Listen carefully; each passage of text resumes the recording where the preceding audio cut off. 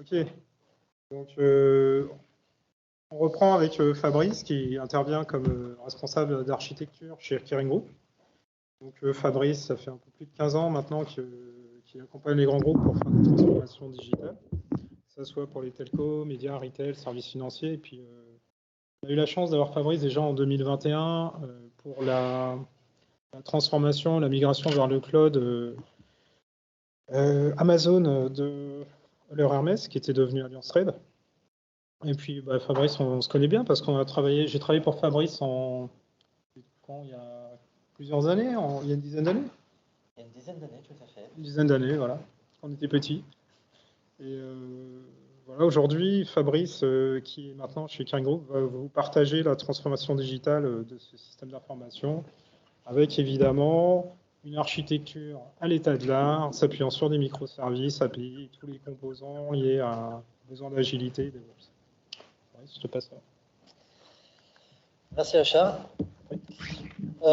Donc oui, bonjour à tous. Du coup, je vais vous présenter un peu la stratégie cloud et ce qu'on a fait au niveau du cloud chez Kering. Je n'ai pas forcément de slide pour présenter Kering, mais très rapidement, à Kering, on travaille dans le secteur du luxe.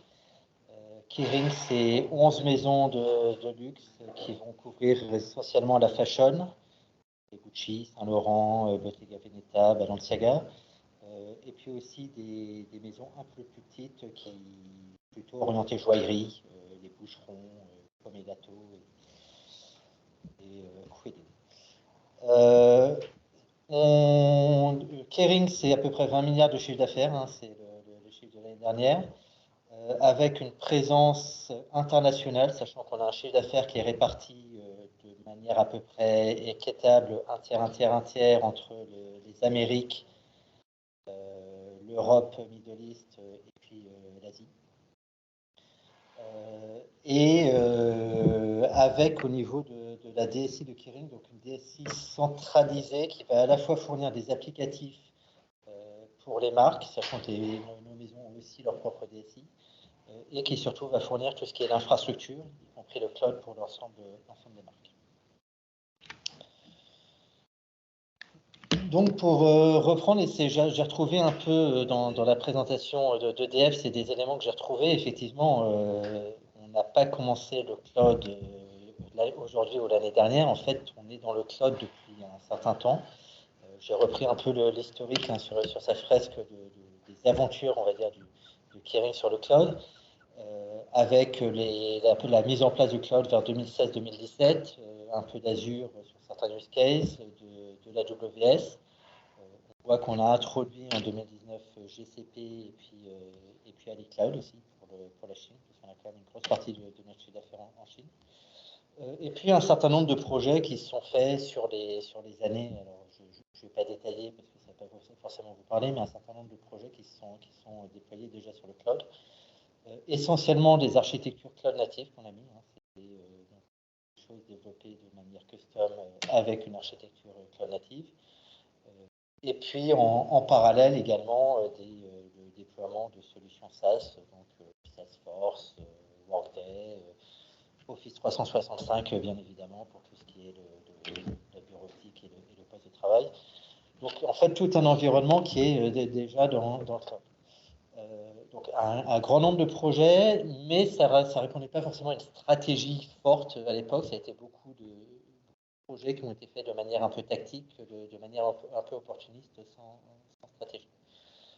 Et puis avec un état, donc ces projets déployés de manière tactique, tous ces SaaS, et puis une partie significative du SI qui reste notamment un quick tous les legacy qui restent aujourd'hui dans les data centers. Donc on s'est retrouvé en 2022, alors ça a été, on parle du cloud chez Kering depuis très longtemps, etc. En 2022, on se retrouve un peu dans la situation où on voit qu'on va avoir des data centers qui vont arriver en fin de vie au sens où on va avoir du matériel à renouveler, des licences à renouveler, etc. Qui s'étalent sur entre 2023 et 2025 globalement, suivant les continents. Et donc, ça nous a forcé à nous reposer la question et à définir une véritable stratégie cloud. On a fait l'année dernière en redéfinissant qu'est-ce que c'est notre stratégie cloud pour Kering. Et on a donc, c'est un peu là le one-pager qui résume notre stratégie cloud. Déjà en remettant pourquoi on est allé dans le cloud. Premièrement, pour nous trouver des avantages. Donc, time to market, tout le monde en parle, mais c'est une réalité. Également pour des aspects de qualité de service. Parce qu'on s'aperçoit que finalement, les infrastructures, la disponibilité dans les infrastructures dans le cloud meilleures que ce qu'on peut avoir et comportent moins de risques que ce qu'on peut avoir sur des infrastructures on-premise, pour diverses raisons. Une problématique aussi, alors là pour le coup géographique, comme je vous l'ai dit, on est à l'échelle mondiale, donc on a des applicatifs qu'on a besoin de localiser sur chacun des continents, notamment pour des questions de latence, et qu'on peut être amené même au-delà des continents vraiment à localiser. Je pense sur un exemple très concret, c'est sur du partage de fichiers pour nos designers, donc c'est vraiment des fichiers haute résolution, nos designers et nos artistes qui vont utiliser ça, manipuler ça, donc sur lesquels il y a des vraies problématiques de latence. Ils ont besoin, on parle de fichiers de plusieurs mégas, voire dizaines de mégas de mégaoctets, et ils ont besoin de pouvoir les récupérer très rapidement, donc des problématiques de latence sur lesquelles on était limité typiquement avec nos data centers, parce qu'avoir un data center aux US, on est dans la région de New York, quand c'est quelqu'un qui est au Brésil, c'est pas optimal. Alors qu'avec le cloud, ça nous permet d'avoir des points de présence vraiment un peu partout dans le monde. Un autre point qui est là, et puis je reviendrai un peu après, mais qui est surtout de la gestion des coûts et des opportunités de savings qu'on peut faire en termes de coûts. Et puis un dernier point qui est de la sécurité, c'est effectivement on voit que le cloud offre des mécanismes et des outils de sécurité nativement qui permettent sous réserve qu'on les mette en œuvre, bien évidemment, qui permettent d'atteindre des hauts niveaux de sécurité. Donc ça, c'est un peu les avantages qu'on a vus dans le cloud. Ça répond un peu, je pense, à une question qu'il y avait eu pour la présentation de c'est un peu ce qu'on a vendu. En parallèle aussi, c'est le constat qu'on a fait, c'est par rapport aux évolutions du marché. De toute façon, aujourd'hui, le cloud, il n'y a plus de choix. Que ce soit, alors déjà, de manière très basique, c'est que sur les solutions logicielles, il y a plein de solutions qui ne sont disponibles aujourd'hui qu'en mode software as a service, tout simplement. C'est même plus une discussion. Salesforce est un excellent exemple historique, mais en fait, on en voit sur la myriade de solutions, il y en a énormément. Généralement, c'est des solutions que souhaite choisir le métier. Donc en fait, c'est de facto, on est obligé d'aller vers des solutions SaaS. Ce qu'on voit aussi, c'est qu'en termes de développement spécifique, sur les développements qu'on veut faire, les développeurs, quand ils veulent faire des développements modernes aujourd'hui, ils veulent aller sur je vois qu'il y a un problème de micro. C'est bon. Okay. Les développeurs veulent aller sur le cloud et bénéficier de technologies cloud pour pouvoir vraiment bénéficier des dernières technologies. Et c'est une demande forte qu'on a au niveau des développeurs. Que ce soit, on voit, dès qu'on veut commencer à mettre des choses un peu fancy, alors fancy, il y a des vraies utilités derrière, hein, mais quand on veut mettre des bases NoSQL, par exemple, quand on veut parler de serverless, etc., on n'a pas tellement de choix. Et puis, un dernier pan qui est sur tout ce qui est la data. Aujourd'hui, il y a énormément d'actualités, il y a énormément d'évolutions autour de la data. Un sujet dont tout le monde parle dans tous les sens. Il y a eu, si je prends un exemple, c'est ChatGPT dont tout le monde parle. Très basiquement, toutes ces solutions aujourd'hui, elles sont plus disponibles que dans le cloud. C'est à peu près hors de question de pouvoir gérer ces technologies on-premise. Elles sont tout simplement pas disponibles. Donc, mis bout à bout, c'est à la fois les avantages qu'on en tire et puis à la fois l'évolution du marché de l'IT. Ça nous a amené à aller vers une stratégie, dire qu'on mettait en place une stratégie cloud first. Et donc qui s'appliquait à toutes les nouvelles applications qu'on pouvait mettre en place. Alors, qu'est-ce que ça signifie Cloud First? On a été un peu plus loin. Ce qu'on a dit, c'est effectivement pour toutes les solutions vendeurs, c'était vraiment privilégier de toute façon les solutions SaaS, parce qu'on ne voit aucun intérêt pour nous, d'un point de vue entreprise, de tester on-premise des genres de solutions. Et puis, éviter dans le cas où, alors il y a quelques éditeurs, il y a quand même un marché de fond aujourd'hui où les éditeurs vont dans le cloud en mode SaaS, mais il y a quand même quelques solutions qui ne sont pas encore disponibles. Donc, dans ce cas-là, aller vers une approche infrastructure as a service, voire plateforme as a service, mais en se mettant dans le cloud et en évitant absolument d'aller dans le data center. Et puis, sur le développement custom, qu'est-ce que ça signifie? Ça signifie faire nos développements custom dans le cloud. Et là où je rejoins le discours qu'il y avait côté EDF, c'est vraiment mettre en place des architectures cloud natives pour pouvoir faire le développement custom et vraiment bénéficier de tirer tous les bénéfices et puis, pour supporter donc, cette stratégie Cloud First, on est sur une stratégie multi-cloud. Du coup, on s'appuie sur 3 cloud providers. Un cloud provider principal qui est AWS, qu'on a choisi alors pour 2 raisons. Premièrement, historiquement, en fait, on était parti sur AWS et parce qu'on a vu aussi l'opportunité pour nous d'avoir des partenariats avec AWS sur des sujets typiquement comme la supply chain, comme la gestion des entrepôts, où AWS, à travers Amazon, a une vraie expertise et peut nous accompagner sur ces sujets. On est en mesure aujourd'hui, c'est vraiment un gain pour nous, c'est d'avoir justement des échanges avec les gens d'Amazon, d'AWS, mais sur toute cette partie logistique supply. On a fait le choix pour tout ce qui est data de partir sur GCP. En fait, le main driver pour la partie data, c'est BigQuery, sur lequel on n'a pas énormément d'équivalent sur le marché aujourd'hui. Donc, en fait, toute notre partie data aujourd'hui est focusée sur GCP, qui est le second provider cloud. Et puis, on en a un dernier. Alors, on parle de cloud souverain, on parle de cloud de confiance. Nous, on a été confrontés à la problématique en Chine, pour le coup. Où il y a des lois, alors on parle de la GDPR, etc. Si vous regardez les lois en termes de protection de données en Chine, ils sont bien pires que nous. Et c'est des lois, je vais dire, à la chinoise, donc qui en plus sont suffisamment floues pour pouvoir changer du jour au lendemain et pouvoir être à interprétation variable. Et donc, du coup, on a fait le choix de partir sur un acteur chinois, pour le coup, sur un acteur local, avec AliCloud. Donc, on utilise pour toutes nos applications chinoises, on utilise AliCloud, voire même pour certaines applications. Alors, c'est des cas très particuliers, mais je pense à la base de données client qui est worldwide. Et on a un nœud de cette base de données qui est en Chine, sur AliCloud, justement pour répondre aux problématiques réglementaires chinoises. Donc, une stratégie multi-cloud pour couvrir un peu tous les besoins. Et puis, pour faire écho à ce que j'avais dit en 2021 pour ceux qui étaient présents, c'est effectivement, c'est là qu'on voit que les stratégies cloud, c'est quand même très contextuel, au contexte de l'entreprise, des besoins de l'entreprise, parce que ça ne correspond pas du tout à ce que j'avais mis en place chez la RMS, les besoins étant complètement différents. Donc, c'est là où il faut voir, il n'y a pas de stratégie absolue, c'est vraiment lié aux besoins de chacun.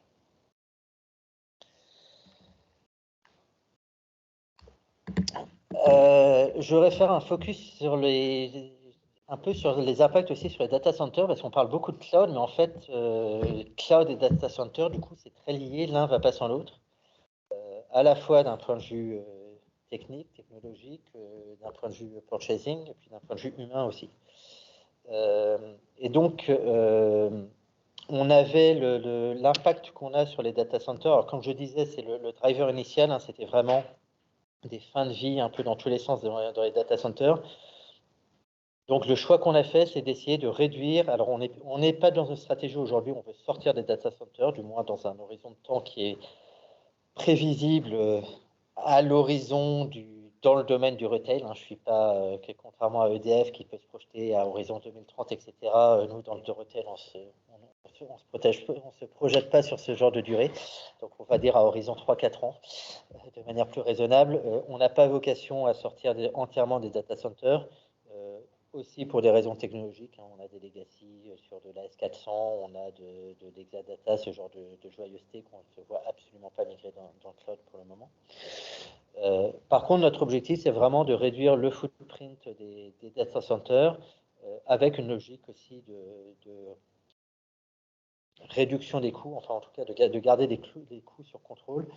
Le principal risque qu'on a, c'est qu'à un moment donné, on a les coûts sur le cloud qui de toute façon sont en train d'augmenter. Et si on n'est pas capable d'arriver à compenser au moins partiellement sur les coûts data center, on a juste la facture qui explose, donc c'est pas tenable. Donc avec du coup le choix de décommissionner à horizon fin 2024 les data centers US et Hong Kong. Et puis sur l'Europe, où on avait 4 data centers, l'objectif c'est réduire le footprint et on va essayer d'en décommissionner 2 sur 4. Ça reste encore à affiner cette partie-là, mais un objectif. Petit aparté aussi, du coup, retour d'expérience que je peux faire, qu'on a vu dans le plan de migration des data centers. En fait, on a commencé par se concentrer sur la partie applicative, de manière assez logique. Et en fait, on s'est aperçu aussi qu'on avait des impacts au niveau réseau, que ce n'était pas si neutre que ça d'un point de vue réseau. Et donc, on avait un certain nombre de composants réseau au niveau des data centers qu'on a dû inclure, qu'on n'avait pas vu initialement, qu'on a dû inclure dans le plan de décommissioning. Je pense à des contrôleurs Wi-Fi, typiquement, qu'il va falloir qu'on porte en mode virtuel dans notre cloud. Tout un tas toute l'infra SD-WAN qui en fait était en appliance, une partie qui était en appliance physique dans les data centers, donc qui a à revoir. Donc j'ai mis sur le stage, je me suis focusé sur les applicatifs, mais ça va bien au-delà des applicatifs aussi. Il y a toute cette partie réseau qu'on a dû prendre en compte. Alors, d'un point de vue concret, comment ça se traduit, la mise en place de cette stratégie et le programme qu'on a lancé? La première chose, c'est, comme j'avais dit, en fait, on est dans le cloud depuis longtemps chez Kering, beaucoup de manière tactique. Et donc, on a construit finalement un peu plusieurs landing zones différentes, des ébauches de landing zones pas complètes.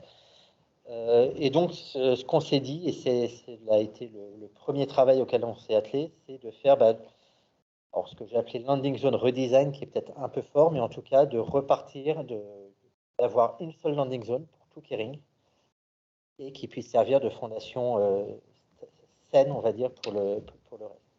Donc ça a été la première partie, et c'est qui a impacté un peu toutes les équipes, sur lesquelles il a fallu travailler. Ça n'a pas forcément été toujours simple, parce que on a dû faire travailler aussi des équipes qui avaient des manières de fonctionner très différentes, qui avaient des visions pas toujours alignées sur le cloud. Donc, ça a été beaucoup de discussions, d'accompagnement pour pouvoir effectivement avoir cette landing zone unifiée pour tout Kering. On a lancé un programme de Move to Cloud sur SAP de manière un peu régalienne, donc là sans vraiment faire d'études plus avant, hein, on l'a fait, c'est une décision qu'on a prise de manière unilatérale. Pourquoi SAP? C'est qu'en fait, SAP, c'est une énorme infrastructure qu'on a derrière en termes de serveurs, assez complexe hein, d'un point de vue technique.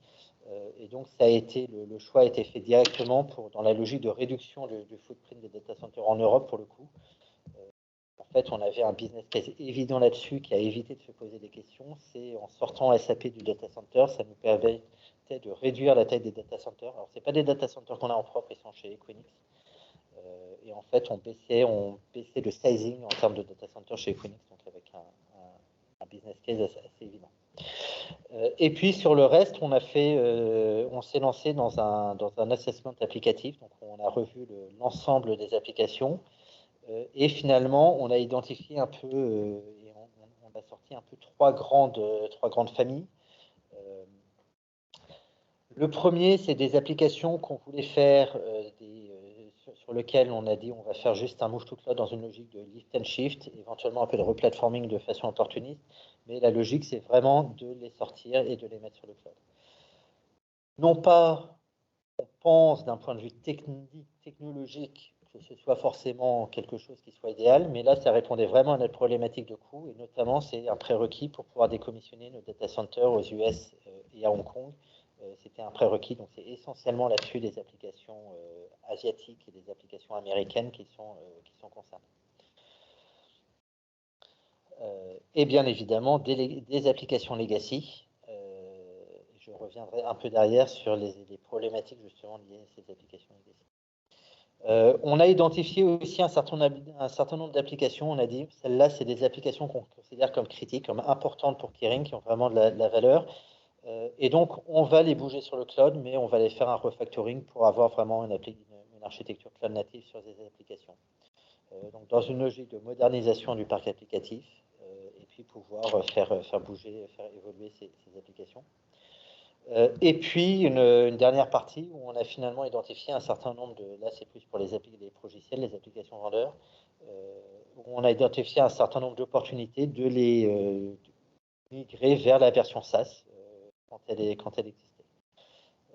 Avec un point d'attention sur cette partie-là, et c'est un peu une des difficultés, enfin, difficulté c'est un mot fort, mais c'est un vrai travail sur lequel on est confronté, c'est qu'on se retrouve à devoir gérer des discussions contractuelles avec les éditeurs, pas toujours très simple pour ne pas avoir une augmentation des coûts de licence ou que ça nous coûte trop cher. C'est un des vrais points d'attention. Et donc, une fois qu'on a fait, cet assessment, qu'on a défini ces applications, on a lancé un programme de Move to Cloud. Donc, le programme de Move to Cloud, en fait, il est porté par l'architecture d'entreprise, chez moi. Donc, c'est vraiment nous, côté architecture, qui le portons. Et donc, on a mis en place une structure, enfin, le programme, toute une structure pour suivre tous les Move to Cloud, à l'exception du programme SAP qui est un peu à part. Donc, celui-là, on l'a fait de manière un peu différente. Hein. On a tout simplement, on a fait un RFP, on s'est appuyé sur un partenaire externe et on a outsourcé le Move to Cloud de SAP. Sur le reste, par contre, on a décidé de le gérer nous-mêmes à travers un programme. Et sur ces programmes, on a fait différents streams. Et le premier, je vais revenir dessus, c'est sur le lift and shift, la partie lift and shift, où on s'est retrouvé confronté à une difficulté très basique, c'est qu'en fait, c'est des applications legacy. Donc, il y en a, on parle à peu près de 200 applications. Et sur lequel on a aujourd'hui, de manière générale, un niveau de documentation qui est entre faible et nul, et un niveau de connaissance en interne qui est très très faible. Pour illustrer ça, hein, de donner des exemples, quand on a demandé sur certaines applications à l'application owner de nous fournir ce qu'il avait, qu'est-ce qu'il a fait? Il s'est retourné vers le fournisseur de logiciels qui nous a renvoyé de la doc qui était, je sais plus si c'était en japonais ou en taïwanais. Très pratique à utiliser, donc autant dire qu'on ne pouvait pas en faire grand-chose. Et c'est un exemple parmi d'autres, donc c'est une vraie problématique, c'est qu'on a sur ces applications-là, de manière très concrète, en fait, on est parti enfin, on a fait le constat qu'on ne pouvait pas s'appuyer sur la documentation existante. Donc, toutes les belles approches qui sont proposées, où on prend la doc, on évalue la doc, etc., proposées par les différents intégrateurs, les différents vendeurs, en fait, et donc là, le choix qu'on a fait, on a dit on va changer d'approche. On va faire, et donc on va construire une équipe, enfin 2 équipes d'ailleurs, c'est 2 équipes en parallèle, 2 équipes multidisciplinaires, agiles, et qui vont, la vérité est sur les infra et dans le code, donc qui vont aller prendre leur clavier pour le coup, et aller regarder réellement ce qui se passe pour pouvoir assesser les applications et construire le dossier de migration. Donc, équipe multidisciplinaire avec une personne de l'archi de chez moi, une personne des opérations, une personne de l'infrastructure, une personne côté sécu, et puis un second architecte qui est en charge, enfin qui est là pour le coup le représentant du MSP qui nous accompagne sur la réalisation à proprement parler de ce cloud. Et donc, ce MSP, en fait, qui fournit ce qu'on appelait une Cloud Migration Factory, avec 2 usines, une usine pour faire du lift and shift, une usine pour faire du replatforming. Donc, comment ça fonctionne d'un point de vue très concret? On a cette équipe multidisciplinaire qui va prendre les applications les unes après les autres, qui va les analyser, qui va les prendre, qui va les regarder, qui va se connecter au terminal, regarder ce qui se passe, analyser les flux, etc. Reconstruire un dossier d'architecture de l'application. Sur cette base-là, définir un dossier de migration d'application, et c'est ce dossier de migration qu'on fournit à la Cloud Migration Factory pour effectuer la migration. Et puis notre application owner qui en théorie devrait porter cette migration et qui de toute façon n'a pas les moyens de le faire, en fait lui va juste être dans un rôle de validation, donc va tester a posteriori que tout fonctionne bien et va nous permettre d'avoir le go pour lancer en production. Et donc du coup une approche très agile sur cette partie-là, hein, c'est vraiment on a ces deux équipes qui déroulent et qui prennent les applications les unes après les autres, qui les déroulent et puis on les mire comme ça au fur et à mesure. Et puis à côté, donc ça c'est la partie un peu complexe, et c'est pour ça que je m'arrête, c'est parce que c'est la réalité du terrain. Je pense que c'est observer vraiment sur le terrain entre le discours théorique et la réalité du terrain, c'est qu'en fait c'est un vrai sujet, c'est la connaissance de l'existant et c'est comment récupérer la connaissance de l'existant. Et puis à côté, on a mis effectivement des projets ad hoc. Alors là, c'est plus un ensemble de projets avec le Move to SaaS qui sont gérés directement au niveau de l'application owner. Pour le coup, les interactions sont un peu moins limitées. C'est plus de la discussion contractuelle avec le vendeur pour passer en mode software as a service. Généralement, c'est juste une migration de données à faire à un moment donné. Mais il n'y a pas de complexité technique très forte sur cette partie-là. On en a profité aussi pour identifier un certain nombre d'applications à décommissionner. Et en fait, on s'est aperçu, alors quand je vous dis dans les 200 applications qu'on avait globalement US, Hong Kong, il y en a quasiment 20 à 25% qu'on a identifié comme pouvant être décommissionnées. Donc, c'était vraiment une vraie opportunité de faire de la rationalisation aussi du côté applicatif. À titre personnel, je pense qu'il faudrait encore refaire une passe, mais au moins on a déjà fait une passe.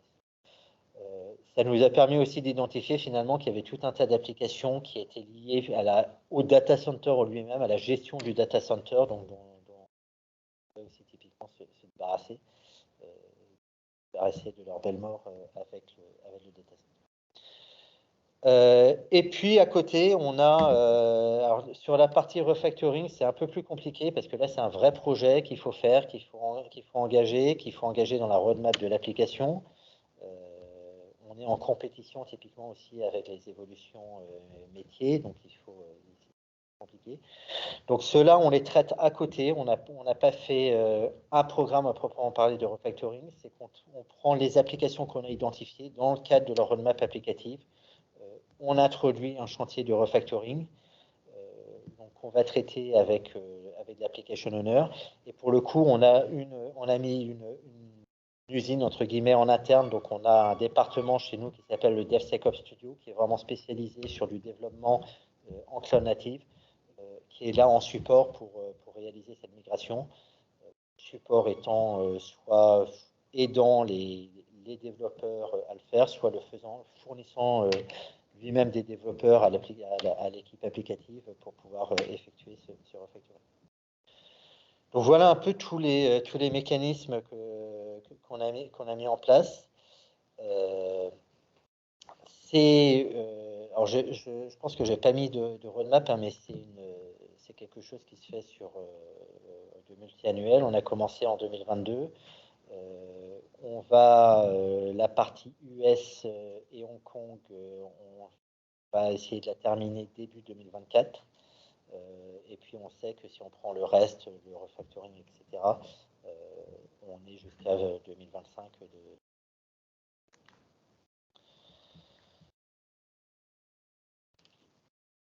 Hop.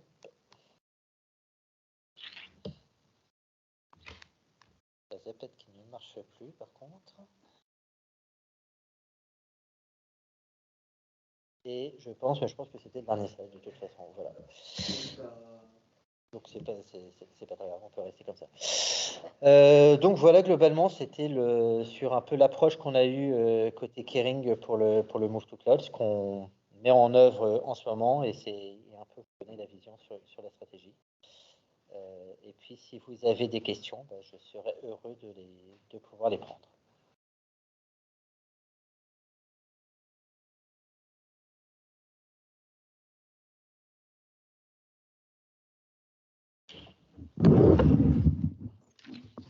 Merci beaucoup Fabrice, très intéressant. Il y avait une première question dans la salle de savoir est-ce que tu peux nous partager un peu les critères qui ont été utilisés pour faire le choix entre les différentes stratégies. On connaît d'ailleurs les 7 R d'Amazon, hein, si je ne me trompe pas. C'est très très inspiré, tout à fait. On l'a un peu adapté parce que ça fait un peu trop. Les 7 R, ça en fait un peu trop. Donc on s'est dit que ça serait compliqué. Mais oui, on retrouve exactement la même logique. Les critères, ça va être essentiellement sur l'importance business de l'application. En fait, c'est plutôt la vision stratégique de l'application. Donc, son importance, sa valeur business, son positionnement stratégique dans le cadre de la roadmap applicative et de la vision applicative de Kering. Et puis derrière, donc ça, c'est un peu pour comment on la positionne. Et puis après, derrière, ça va être basé sur les critères techniques, entre du pure lift and shift ou du refactoring ou du SaaS, entre ce qui est faisable. Également, donc, les applications non critiques, donc on sait dont on veut se débarrasser, on va juste chercher à faire de manière opportuniste, à les migrer sur le cloud si on a des vraies réductions. Donc, je parlais de la fermeture des data centers US à Hong Kong, si on sait qu'on a une vraie réduction sur les data centers européens. Quand c'est plus critique, c'est en fonction de ce qui est possible. On va privilégier du SaaS, l'application vendeur. On va privilégier un refactoring, mais après, il y a une réalité opérationnelle technique aussi, stable ou pas. Pas toujours faire, malheureusement. Pas toujours la main, c'est sûr. J'avais une question aussi, j'ai peut-être loupé, mais c'est quoi un architecte MSP? Le MSP, le Managed Service Provider, en fait, c'est Fujitsu, pour ne pas les nommer, qui est aujourd'hui notre MSP pour Kering, historiquement sur l'on-premise, et donc qui prend aussi ce rôle-là sur le cloud. Alors, sachant ce que je n'ai pas dit, c'est un peu plus compliqué, c'est qu'en fait, on a différents modèles opérationnels sur le cloud. On va avoir sur les applications cloud natives, on va plutôt avoir un modèle You Build It, You Run It avec des équipes applicatives qui vont descendre assez bas sur les couches, donc gérer tout ce qui est la partie opération. Et puis après, sur les autres applications, c'est plutôt un modèle traditionnel. C'est outsourcer toute la partie opération et outsourcer chez le MSP qui le prend. Et donc, ce qu'on fait, c'est qu'on a étendu le scope du on-premise basiquement au cloud. Et donc d'où l'importance aussi d'embarquer le MSP. N'hésitez pas si vous avez d'autres questions dans le chat. J'en avais une. On parle de You Build It, You Run It. L'expérience, en fait, le You Build It, You Run It nécessite quand même partie plane, partie framing, cadrage qui est apporté par l'architecte d'entreprise. La légende du You Build It, You Run It directement, finalement, on l'applique très mal et la partie cadrage reste quand même nécessaire. Comment est-ce que vous traitez? Est-ce que vous avez des mini-planes avant le Build It, Run It? Est-ce que l'architecte d'entreprise arrive à s'inscrire dans la démarche agile de manière concrète ou comment vous procédez? Non, on intervient, alors au niveau architecture d'entreprise, on intervient en amont effectivement dans la logique de cadrage de l'appli sur le high-level design. On va être en support sur le detail design de l'application et puis du coup potentiellement un peu sur tout le cycle de vie d'implémentation de l'application. Mais après, c'est géré. Comme je disais, on a cette équipe qui s'appelle le DevSecOps Studio et c'est pas le nom n'est pas choisi par hasard, donc qui est capable de prendre en charge une application complètement du développement jusqu'à la partie opération. C'est pareil, hein, c'est des ressources avec des qui est multi-skill. Et donc qui va gérer aussi toute cette partie de transition entre le build et le run. C'est vrai que tu nous as dit qu'un architecte faisait partie de l'équipe studio. Et on va voir ça. Alors là, pour le coup, ça va plutôt être des architectes techniques qu'on va retrouver, enfin applicatifs techniques qui sont effectivement sur cette partie-là, mais qui sont directement dans le DevSecOps Studio. Deux questions de Christophe Naval Group. D'un point de vue organisationnel, la structure d'architecture d'entreprise est positionnée où dans l'organigramme pour un projet de cette envergure? Et quelle relation avec le COMEX? Il y a quel représentant de votre équipe? Alors, donc nous, l'architecture d'entreprise, on est positionné dans la DSI. En fait, on a la structure organisationnelle, il y a le DSI.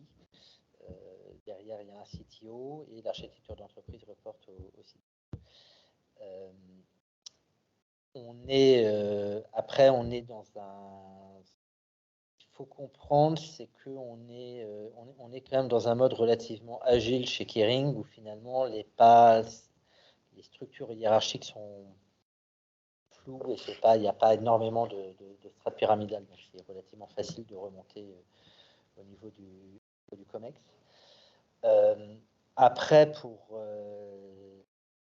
en sous-jacent, par contre, ce qu'il faut comprendre, c'est que le cloud, en fait, on considère que c'est géré au niveau de l'IT.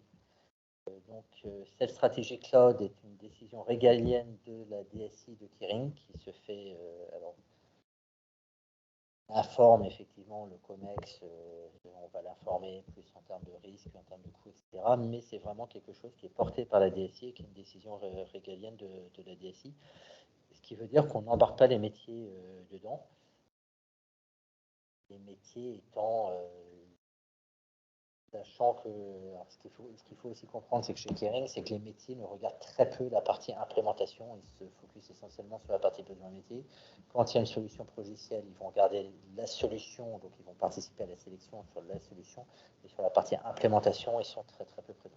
C'est vraiment porté aujourd'hui par la DSI, mais c'est propre finalement au fonctionnement de Kering. Ta réponse est très claire. Je vois pas d'autres questions. Je sais pas si. Je sais qu'à distance, c'est pas évident. Je sais pas si on a d'autres questions. N'hésitez pas. Peut-être dans la salle en présentiel.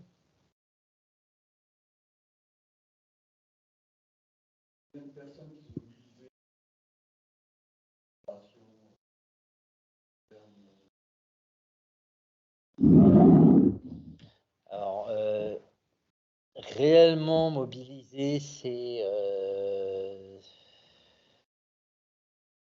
une grosse vingtaine de personnes. On va dire entre 25 et 30. Après, effectivement, c'est ce que je disais, c'est que les application owners sont impactés, mais en fait, sont très peu sollicités. Donc, ils sont vraiment informés, ils sont mis au courant, parce que c'est quand même leur application. On leur demande de gérer, de tester, a posteriori, etc. Donc, quand on met ces personnes bout à bout, c'est beaucoup plus large, effectivement, mais en fait, eux n'interviennent pas. Les gens qui interviennent réellement, la partie corps, c'est, on va dire, entre 25 et 30.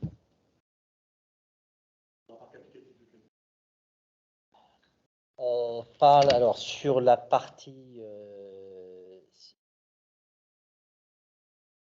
si on parle de la totalité du parc applicatif, c'est à peu près 1500 applications. Sachant que sur ces 1500 applications, aujourd'hui, il y en a quand même un certain nombre qui sont déjà dans le cloud et on a beaucoup de SaaS, dedans. Si on parle d'applications hors SaaS, on va plutôt être autour de 700-800 applications.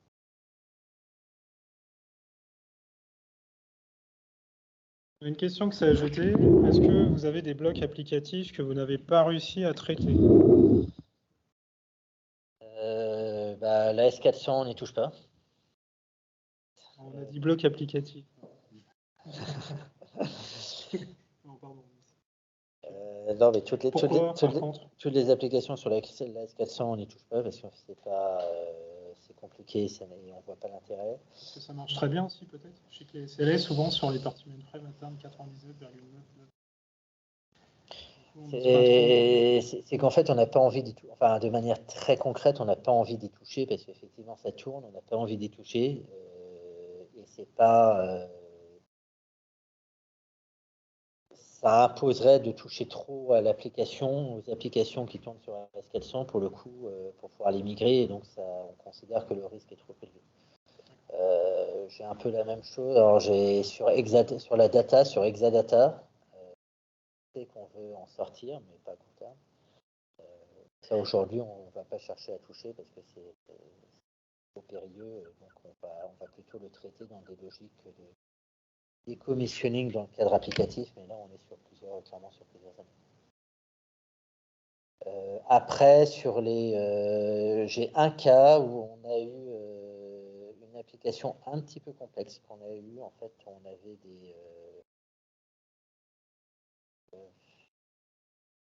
alors déjà l'architecture était un peu tordue parce qu'on avait une base de données qui était en Europe, on avait des serveurs applicatifs qui étaient aux US. On n'arrivait pas à maîtriser les flux réseau, donc quand on a migré d'application sur le cloud, on n'arrivait pas à reconfigurer correctement les flux réseau pour aller taper sur la base de données en Europe. Donc à un moment donné, on a arrêté les dégâts et celle-là pour le coup, on a fait un move to l'Europe.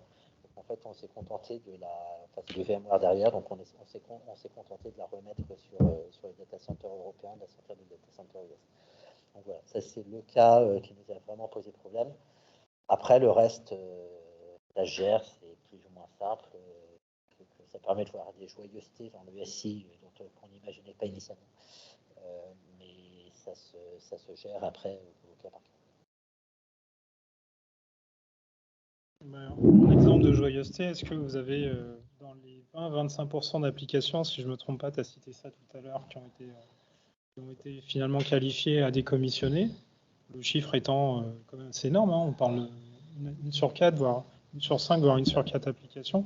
Est-ce que c'était finalement des petites applications, on va appeler ça entre guillemets des problèmes de riches, des petites applications qu'on avait oubliées, ou vraiment des applications qui servaient à rien J'ai deux catégories. Oui, alors on a des problèmes de riches, c'est effectivement, donc il ne faut pas oublier, on est dans le luxe. Excuse-moi l'expression. Non, mais on est dans le luxe, donc on n'est pas.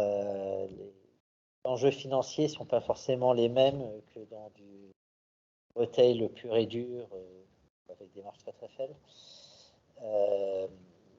Donc oui, il y a des trucs qui auraient déjà dû être décommissionnés et personne ne s'en occupait et ça coûtait peanuts. Sans moquer.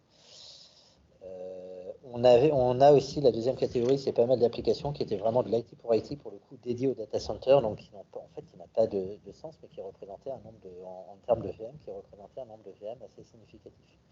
Donc celle-là, en fait, de facto, elles n'ont plus de raison d'être, mais ça permet de réduire drastiquement le scope. Et c'est là qu'on voit qu'il y a des vraies optimisations à faire aussi au niveau des data centers.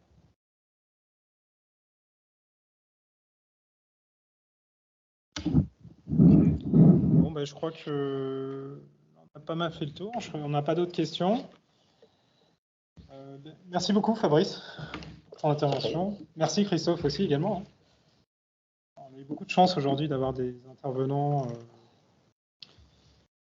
de grande qualité. On fait une pause, on passe à la table ronde. Je vais donc inviter Christophe et Frédéric à nous rejoindre.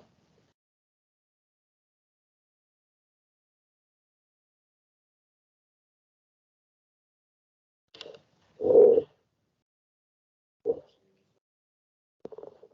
commence peut-être les questions.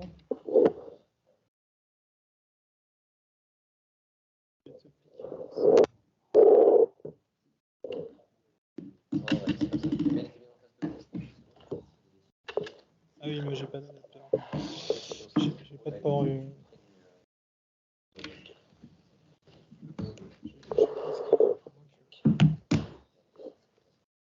J'ai pas d'adapteur USB en fait. Pour mettre les questions. Ah non, c'est bon, c'est Michel qui.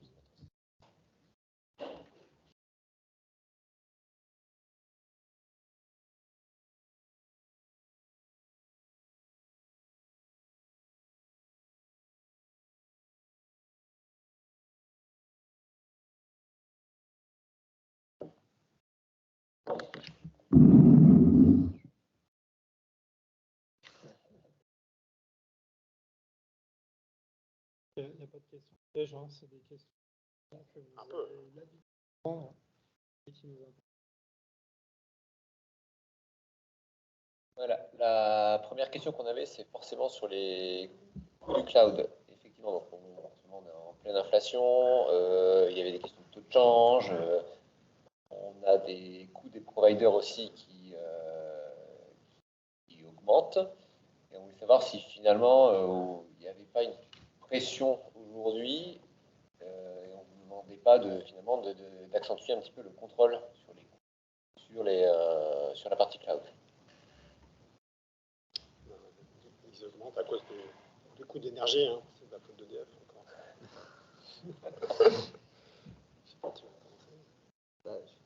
Ouais, je pense qu'il y a deux aspects derrière. Le premier aspect, c'est déjà nous, la gestion, nous, entreprise, qu'on a des coûts du cloud.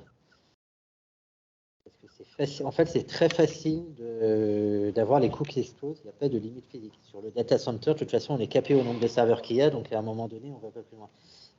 Le cloud, il n'y a pas de limite physique, donc on peut très facilement faire exploser les coûts. Mais à côté, il y a aussi vraiment un moyen d'optimiser les coûts. Donc c'est vraiment, je pense que c'est vraiment la première partie, c'est déjà nous, le travail qu'on a à faire, nous, en tant qu'utilisateurs du cloud, d'essayer d'optimiser les coûts et de vraiment suivre. Et j'insiste vraiment sur l'importance d'avoir une fonction FinOps pour piloter ça et pour vraiment challenger les équipes. Après, sur les coûts, on va dire les externes liés au cloud provider, d'une part, en fait, ils augmentent, mais ils augmentent partout. Parce qu'ils augmentent côté cloud, mais côté cloud provider, mais ils augmentent aussi en interne, hein, enfin sur de l'on-premise. Comme disait Christophe, c'est lié au coût de l'énergie, donc les coûts augmentent. Nous, on voit, comme je disais, on n'a pas de data center, on est hébergé par Equinix. Au niveau data center, les coûts de location Equinix augmentent aussi. Donc l'un de l'autre, au final, on est dans un contexte d'inflation et c'est pas, je vois pas aujourd'hui tellement de différence entre le cloud et le reste de l'environnement. Voire même côté cloud, je pense à AWS, où les augmentations sont plutôt limitées à ce niveau-là, donc c'est plutôt positif à ce niveau-là. Ouais, alors, si je peux rajouter des petits compléments, en fait, je suis en phase. Hein, et effectivement, je disais ça sur la plaisanterie, mais effectivement, cette augmentation de coûts des services, voilà, ça marche beaucoup l'énergie, le numérique, hein, voilà, et les matières premières, on sait aussi, enfin, tout ce qui est composant, il y a les problèmes de cuivre, il y a les problèmes de matières premières, etc. Donc effectivement, tout ça augmente. Et je rejoins Fabrice sur le fait que le cloud a cet avantage et qui peut être aussi un inconvénient où on arrive avec le FinOps à payer au plus près de nos consommations. Donc on peut les réguler. On peut, je dis bien on peut, hein, encore faut-il le vouloir, voilà, et mettre les bons dispositifs en place pour le faire. Mais effectivement, ouais, c'est la première préoccupation, que ce soit côté client, que ce soit côté fournisseur. Alors aujourd'hui, on a vu, hein, dans la stratégie, en tout cas, on y va assez prudemment. Hein, on n'est pas encore complètement dépendant de ces fournisseurs. Donc, voilà, ils ont encore une certaine séduction à opérer. Donc, voilà, s'ils veulent pas qu'on fasse retour arrière, voilà, il faut toujours que notre business case il soit positif. Voilà, c'est un challenge actuellement. Pour compléter, hein, ce qu'il faut voir, c'est que on parle des cloud providers, le cloud, ça reste un marché de croissance pour eux aujourd'hui. Donc aujourd'hui, ils sont encore dans des phases de conquête. J'étais au Summit AWS ce matin, la stat qu'ils ont sortie, c'est qu'il y a 42% des entreprises qui sont dans le cloud. Seulement. Donc ça veut dire qu'il reste un énorme marché encore à conquérir pour eux. Donc ils sont encore dans une logique, je ne sais pas combien de temps ça va durer, c'est plus ou moins vrai suivant les cloud providers, mais ils sont encore dans une logique plus de croissance, de conquérir de marché que d'essayer d'optimiser aujourd'hui leur business existant. C'est plus ou moins vrai, on voit sur un GCP, c'est un peu moins vrai. GCP a été très agressif à un moment donné pour rentrer sur le marché. On voit que là, ils sont en train de commencer sur les renouvellements, ils reviennent un peu en arrière. Mais ça reste quand même aujourd'hui, ça reste un marché compétitif pour les acteurs du cloud. Donc ça nous laisse des opportunités, nous, en tant qu'entreprise utilisatrice, pour encore bénéficier de tarifs qui soient raisonnables. Mais je pense que c'est un sujet à suivre pour le coup, plus à moyen long terme, dans les 5-10 ans à venir, pour ne pas se retrouver effectivement dans des situations de monopole comme on a pu les connaître avec certains acteurs, là plus sur la partie logicielle.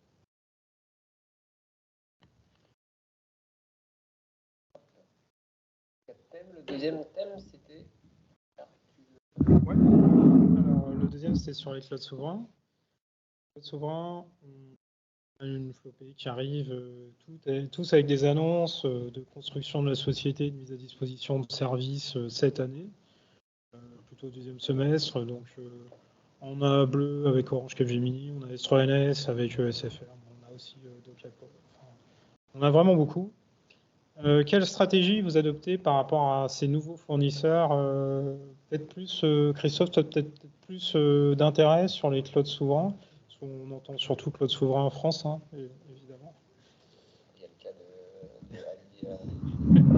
Ouais, alors, nous, justement, par rapport à ces marchés hors Europe, c'est vrai qu'on est assez... Enfin, voilà, on a toute la réglementation. Et alors, par rapport au cloud souverain, effectivement, on travaille avec eux depuis pratiquement le début, quand ils fait leurs premières annonces. On expérimente certaines choses, effectivement, chez les uns et les autres. Hein. Bon, voilà. Pour l'instant, ça ne tient pas ses promesses, surtout en termes de timing, hein, puisqu'en fait, on va avoir des offres opérationnelles dès cette année. Hein. Voilà, ils avaient même annoncé 2022 au début. Voilà. Et maintenant, c'est pas avant 2024, 2025. Je pense qu'ils sont eux aussi un peu victimes de ce qu'on a dit avant, en fait, avant la conjoncture là, qui fait que les tarifs augmentent. D'ailleurs, on voit peu de nouveaux acteurs qui se lancent sur le marché. Donc oui, alors comme je l'ai dit dans ma présentation tout à l'heure, pour nous, c'est toujours une piste importante. Il faut que ça tienne ses promesses en termes de souveraineté, bien sûr, et de sécurité, de performance. Voilà. Aujourd'hui, ce ne sont encore que des promesses qui se construisent petit à petit.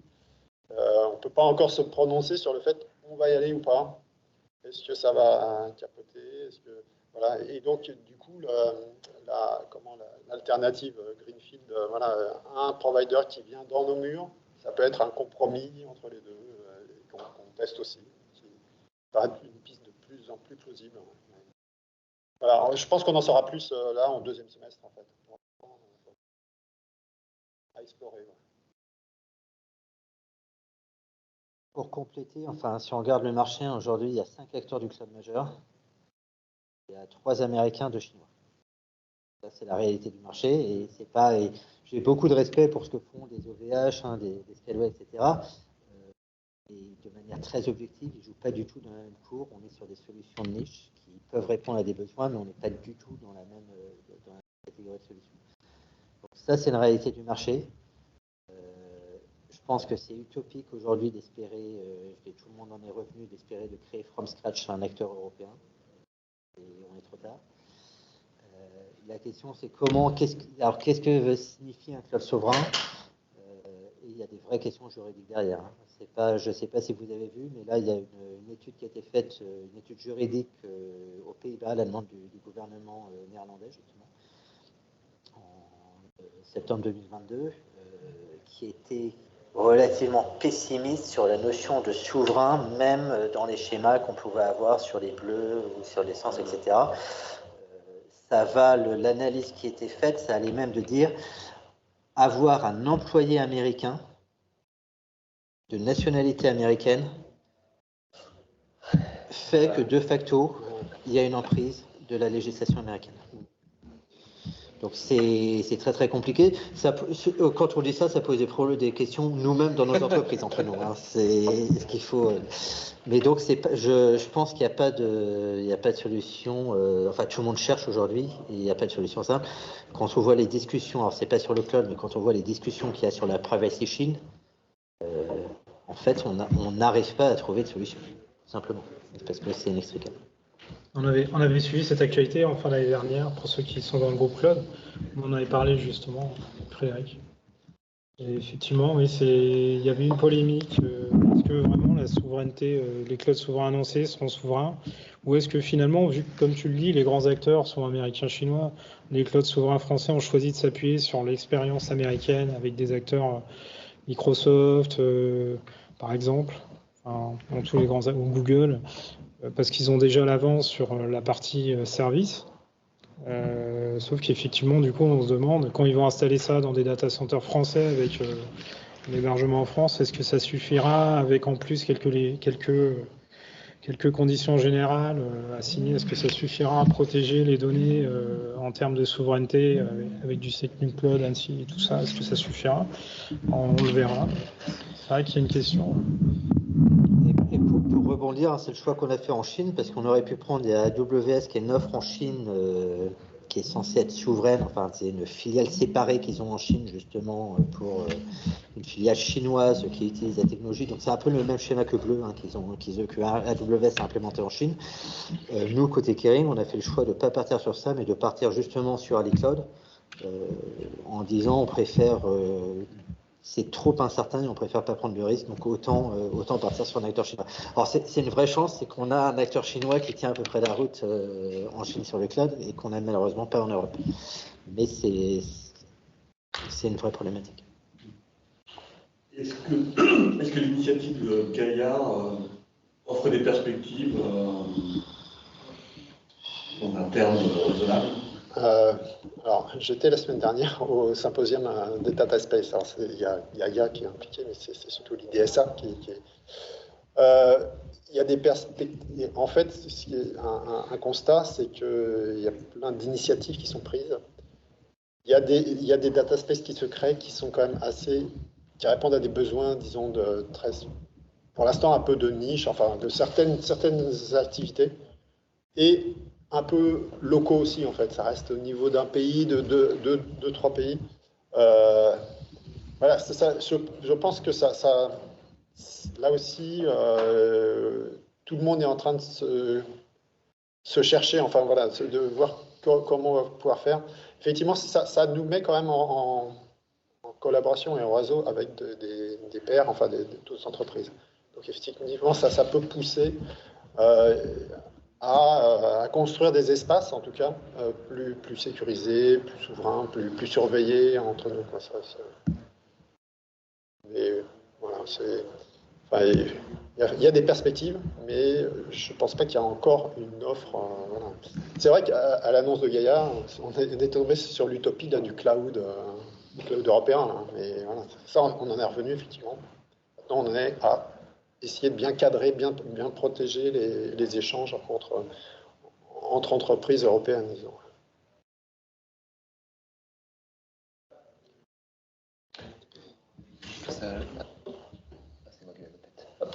Petite question qui revient régulièrement, donc on vous la pose sur le Green IT.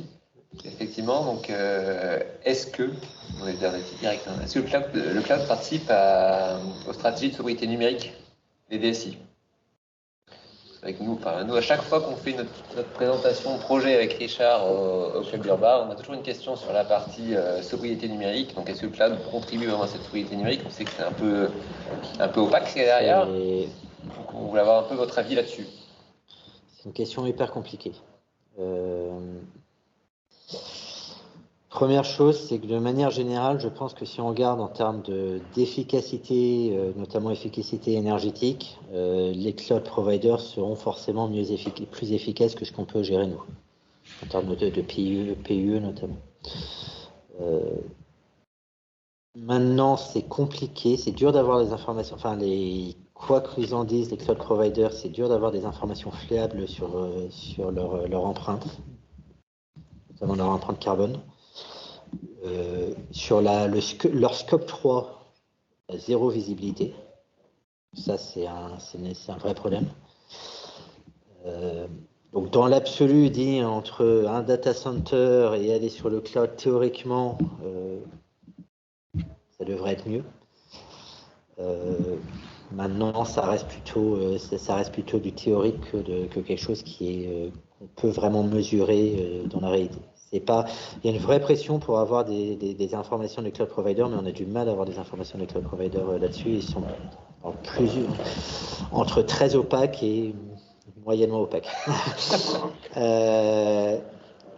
Je pense, moi, ce que je vois, par contre, ce qui est très intéressant dans le cloud, qui est le vrai driver, et qui revient à la notion de FinOps et de payer au plus près, c'est qu'en fait, du coup, il faut le mettre en œuvre. C'est pas simple. Ce que disait Christophe, hein, c'est pas en le décrétant que ça se met en œuvre. Mais finalement, ça permet la consommation qu'on va avoir en termes de gaz à effet de serre ou du cloud va être directement corrélé à la facture qu'on paye. Et donc, c'est un effet vertueux. Comme on va essayer de réduire la facture et d'optimiser ça, de facto, on va essayer ça devrait permettre de diminuer la consommation. Personnellement, c'est plus comme ça que je vois la véritable opportunité. Je vais faire que confirmer, en fait. Effectivement, comme on essaye, enfin on l'a dit dans nos présentations, de faire coller nos consommations de ressources à nos usages, c'est sûr qu'on peut se dire qu'il y a quelque part un effet sur il y a moins de gâchis, et en même temps, comme je vous disais tout à l'heure, on en profite pour régler les problèmes de technique. On essaye d'être beaucoup plus vertueux de façon générale. Et le cloud, au moins les architectures cloud nous y aident. Et dans les clouds externes, effectivement, on peut se dire, mais voilà, si on consomme beaucoup trop, ils nous factureront trop. Donc, effectivement, on va baisser notre consommation. Maintenant, effectivement, c'est difficile à voir parce que quelque part, c'est un petit peu des gouttes d'eau dans l'océan, puisque le numérique il continue d'augmenter de façon exponentielle. On digitalise, ce qui est bien, hein, on digitalise bien pour nous en tout cas, on digitalise beaucoup de choses. Donc c'est difficile de voir les effets sur, effectivement, enfin voilà, on en a des machines beaucoup plus puissantes il y a quelques années, mais on consomme aussi beaucoup plus. Donc voilà, si on était dans une activité stable, peut-être qu'on le verrait, là on ne le voit pas vraiment, mais effectivement, mais du coup, là, si on était sur les vieilles machines et qu'on continuait de consommer comme on le faisait, sans trop se préoccuper aussi, voilà, comme vous l'écrivez là, d'envoyer des fichiers inutiles, etc., la situation serait pire. Mais voilà, bon, voilà, ça aide, le cloud, et c'est pas ça qui va être le facteur le primordial sur la sobriété. Je vais être très provocateur, hein, si on veut réellement adresser ça, c'est probablement les demandes métiers qu'il faut challenger. Et il y a plein de choses. Est-ce que c'est vraiment justifié? On peut se poser la question. Mais c'est une petite séquence pour nos copains du projet sobriété numérique. Mais c'est bien d'avoir mis des éoliennes et des panneaux solaires. On va rappeler juste que le PUE, donc un PUE de 1,4, c'est quoi? Pour 1000 watts consommés par les machines, j'ai 400 watts de perdu quand j'ai un PUE de 1,4. Si c'est un 5, j'ai 500 watts de perdu, etc. Et puis on voit sur le web qu'en fait un bon PUE c'est environ 1,4 pour les data centers de nouvelle génération, et la moyenne elle est plutôt à un 5 et quelques, voire un 6 sur les clouds. Et puis je fais une petite dédicace au DSI des Mousquetaires, Yannick, qui est au conseil d'administration du club, s'il nous entend. Il nous partageait que la Steam, par exemple, Mousquetaires, ils ont un très bon PUE, ils sont à 1,4. Donc c'est un peu l'exception, ils n'ont pas de cloud first comme stratégie, ils vont aussi en interne. Comme quoi, parfois on y arrive, mais majoritairement, ce qu'on a vu, nous, dans les explorations d'entreprise, c'est qu'en général, le PUE est quand même bien meilleur chez Cloud Provider, malgré ces quelques exceptions. Okay. Dernier thème abordé, qui est centré sur notre projet 2023. Sur les modalités d'échange, Richard. Ouais, en fait les modalités d'échange. Soit on a encore une partie en data center qui va communiquer avec un ou plusieurs clouds dehors, donc ça va être avec des services SaaS ou alors des ou des services même en IaaS ou plateforme et autres. Quelles sont les tactiques de mise en œuvre, de standardisation, de mise en place de plateformes d'intégration hybride, HIP, hybride d'intégration de plateforme que vous avez constaté chez EDF ou chez Kering?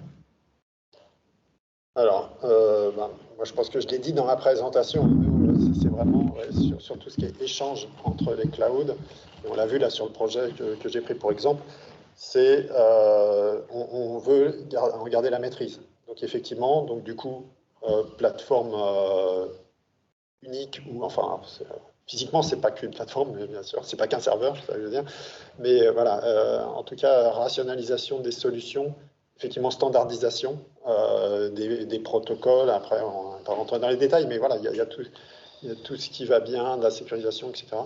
Et donc, oui, effectivement, cette partie, on voit de toute façon, d'ailleurs, c'est cloud, effectivement, au pluriel, y compris cloud interne. Donc on voit que de toute façon, cette situation hybride, elle va durer longtemps. Peut-être que d'ailleurs, voilà, ça sera peut-être qu'un jour, on n'aura plus de data center, mais ce n'est pas demain. Et donc, cette partie échange, elle est primordiale, que ce soit d'un point de vue donc vraiment infra, physique, réseau, et d'un point de vue logiciel d'échange et sécurisation. Donc, effectivement, nos tactiques, d'ailleurs, vous l'avez vu sur mes schémas, hein, c'est au milieu.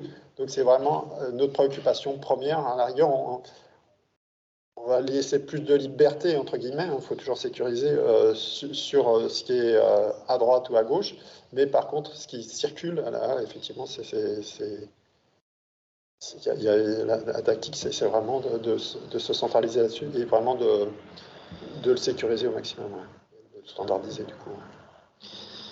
C'est un effet bénéfique qu'on essaie de tirer chez Kering, hein, c'est aussi de se débarrasser de modes d'intégration un peu sales, entre guillemets.